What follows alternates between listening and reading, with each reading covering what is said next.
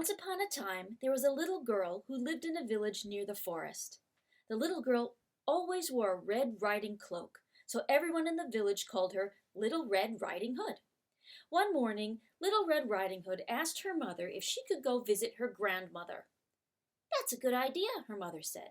So they picked a nice basket for Little Red Riding Hood to take to her grandmother. When the basket was ready, the little girl put on her red cloak and kissed her mother goodbye.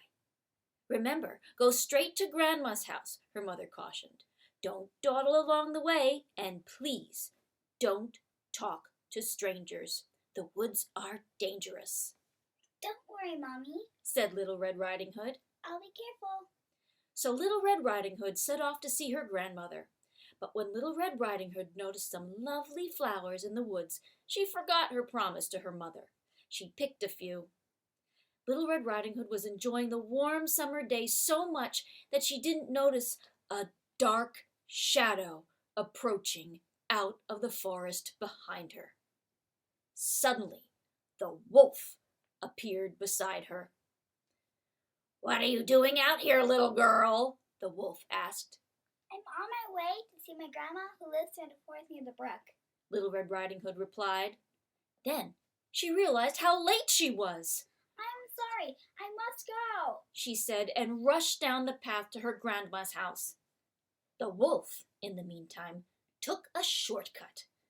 The wolf, a little out of breath from running, arrived at Grandma's and knocked lightly on the door.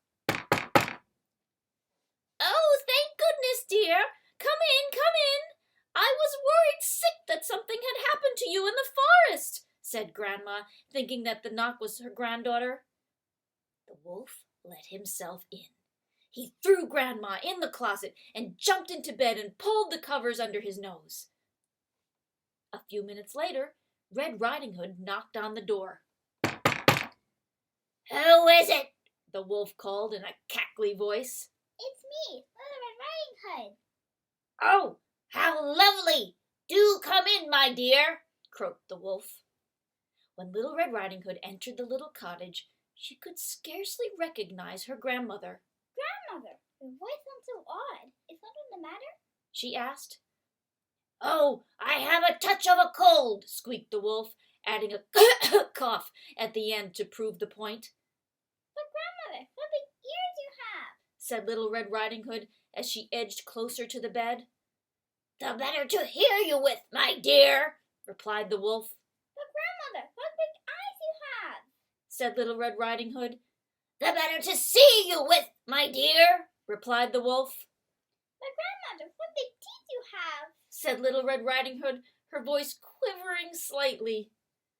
"The better to eat you with, my dear," roared the wolf as he leapt out of bed and began to chase the little girl.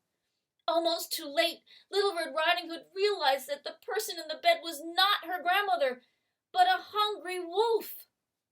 She ran across the room and through the door, shouting, "Help, wolf!" as loudly as she could.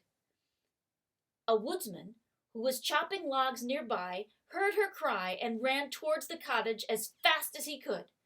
He grabbed the wolf and freed Grandma from the closet. "Oh, Grandma, I was so scared!" sobbed Little Red Riding Hood. "I'll never speak to strangers or dawdle in the forest again." There, child. You've learned an important lesson. Thank goodness you shouted loud enough for this kind woodsman to hear you.